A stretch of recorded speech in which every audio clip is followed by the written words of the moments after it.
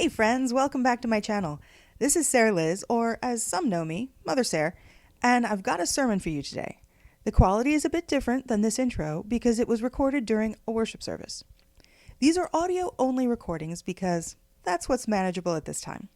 For more details concerning when, where, and what bits of the Bible were being preached on, look to the description below this video. I hope you enjoy the message. Here we go. One of the crazy things about ancient literature and ancient wisdom is sometimes we read it and we think, oh, I know exactly what that means. I know exactly what that means. And other times we read it and we think, huh?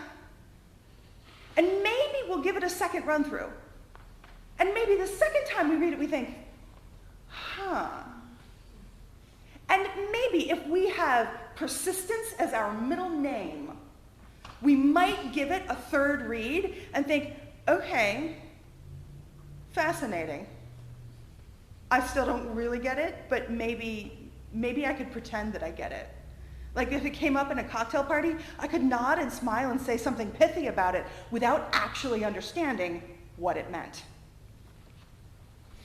Not that really the Gospel of Luke comes up in cocktail parties, or maybe it's just the cocktail parties I go to. I don't know. But this is definitely one of those tricky passages.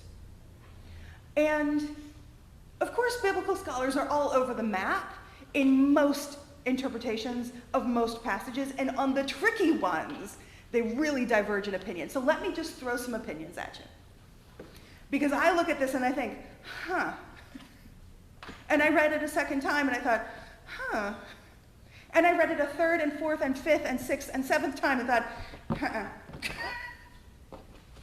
So one of the things that people wiser than I have said about this is the dishonest manager wasn't dishonest because when it came time for him to get fired, or really the accounting just before he got fired, the kind of thing of show me the books and then you're out. Just before that, he did sit down with his master's debtors, and he did change the numbers. He did some fiddling with the books, if you will. But there's a thought that goes, that wasn't what made him dishonest. Bless you. What made him dishonest was the fact that he had fiddled the books to begin with. And the 50 jugs of oil that he cut off someone's bill was going to be his cut. And the 20,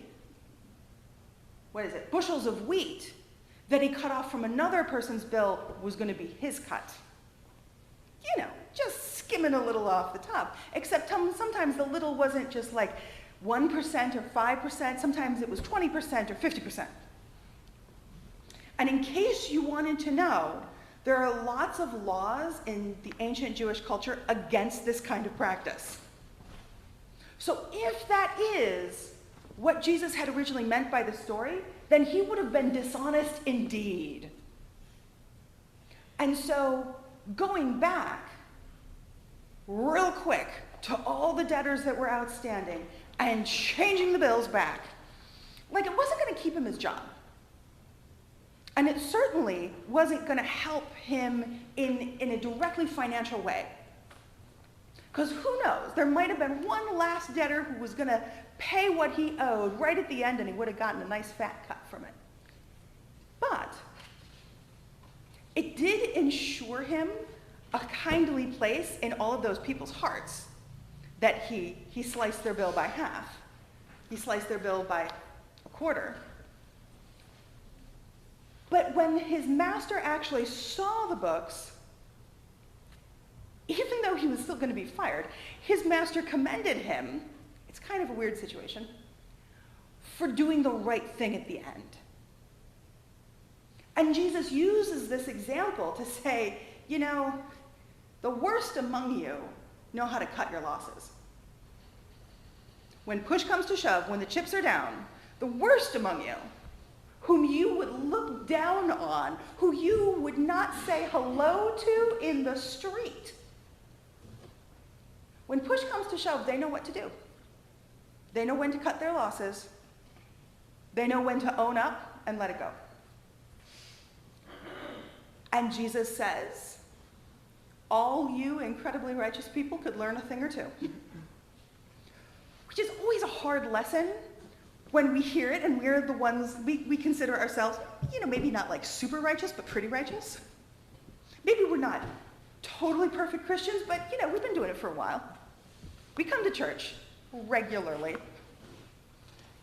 We give of our wealth, we give of our time, we give of our thoughts and feelings and emotions. We're doing pretty good. We are not actively on fire today. We're doing pretty good. And so to hear a lesson that says, actually, those other people, you could learn something from them. And then he goes on to elaborate a little bit more. And what he closes with is something that's pretty widely quoted. You can't serve two masters. You're going to love the first master and hate the second one. Or you are going to cling to the second one and despise the first one. You can't serve both. And I don't know if you've ever been in a position in your life where you felt pulled in two different directions. This person expects this from you, and this person expects this from you, and they're conflicting, and you can really only do one completely. And if you try to do both, you're just going to upset them both. It's a little bit like that. And Jesus applies it here to God and wealth. And it can be applied to the rest of what Jesus teaches as well. And I would apply it to this whole love your neighbor concept. Because, we keep trying that one. And we try, and some days are pretty good, and other days you're just like, well, you know what, it's 8 a.m. and I'm done now. I've done my darndest, it's 8 a.m., I'm finished, and I'm just going to go my merry way, thinking of people the way I've always thought of people because I can't take it anymore. I don't know, maybe it's only me that has those days. But if we apply this lesson to the main part of what Jesus teaches, we find an interesting piece of wisdom in an otherwise perhaps confusing lesson. And the interesting piece of wisdom is that you have to be all in to understand something. What I mean by that is that you can try to love your neighbor as yourself, and in so doing love God. Or you can try to live any other way. And if you love your neighbor so completely that you start to understand what loving God really is, it changes who you are so that you can't even consider living another way. You can't even consider gossiping about people. You can't even consider looking down your nose at someone. You can't even consider grumbling about the people in your life because you finally started to get what it means to love your neighbor as yourself. But it's a little like politics. I'm doing it. I'm going there. I'm bringing in politics. It's a little like politics. Because if you're in one camp, or kind of sort of loosely affiliated with one camp, then it's really hard to understand why the people in that other camp do what they do and say what they say. Because you're in the other camp. And let me tell you, the people who are in the camp that you're not in, or are loosely affiliated with the camp that you are not loosely affiliated with, they don't understand you either. They don't understand why you do what you do and say what you say and make the decisions that you make. Which is a hard thing to realize. That perhaps it's not just about right or wrong. I went there too. Perhaps it's actually about your perspective. And that's what Jesus is saying. That when you are in one camp, you're there, and you don't get to pretend that you can play both areas. If you're in and around the Republican camp, you really can't pass as a Democrat. If you're in and around the Democratic camp, you really can't pass as a Republican. They can see you coming.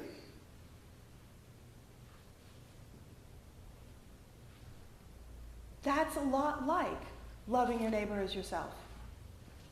And the thing about being a Democrat or a Republican is that you only really understand it when you're in the camp. You only understand it when you understand it. Which seems like a tautology. It seems self-evident, but it's actually true. When you're a Democrat, you only really understand the mind of a Democrat when you've got the mind of a Democrat.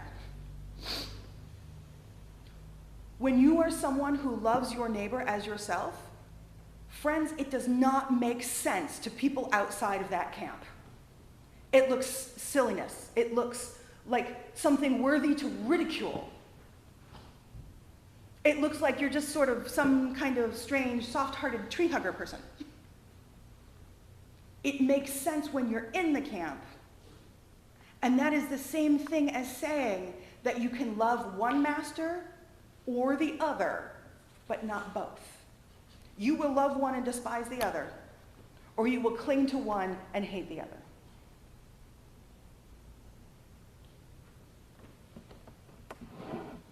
What does this have to do with our lives? Fair question. If, like me, you are making some kind of attempt to love your neighbor as yourself, maybe it's daily, maybe it's not. Maybe it's more often than daily, maybe it's not. Then you may notice yourself switching from one camp to another. I do. There are times I feel like I live in the camp of loving my neighbor as myself, and then I drive on 20A. And then it gets a little harder sometimes. When I'm in a long line of 20 cars behind, a dump truck, just to pull one random example from last Wednesday. And, I'm patiently driving because it is what it is. It's hilly, it's windy, it's largely quite dangerous, and we're going at a decent speed. There's nothing to get super impatient about. And I watch people, car after car after car, pass in the most dangerous fashion I've witnessed yet on 20A. And I've been driving it for a number of years, as all of you have. And I watch an accident happen almost 6 times, or an accident almost happen 6 times.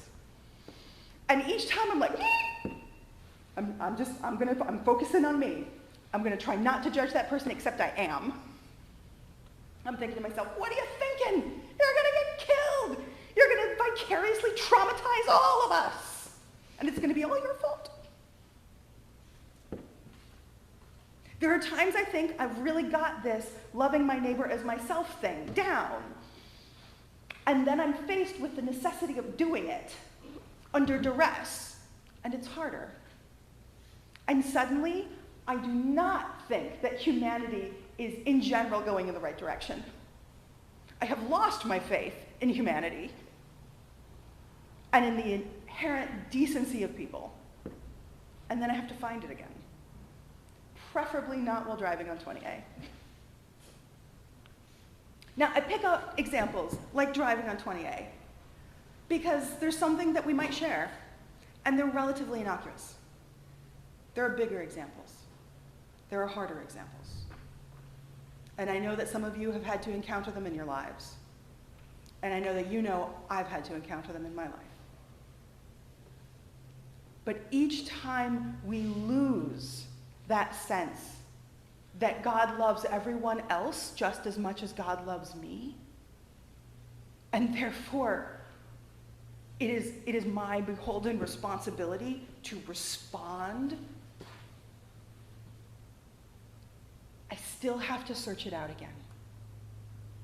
And each time it does get easier. Amen. Hey friends, thanks for listening. Sometimes a sermon can lift us up, and sometimes it can leave us thinking. And sometimes we can walk away seriously challenged. This is totally normal, and you're not alone. We're supposed to be comforted and challenged by God in turns. And today may be your turn. See you next time.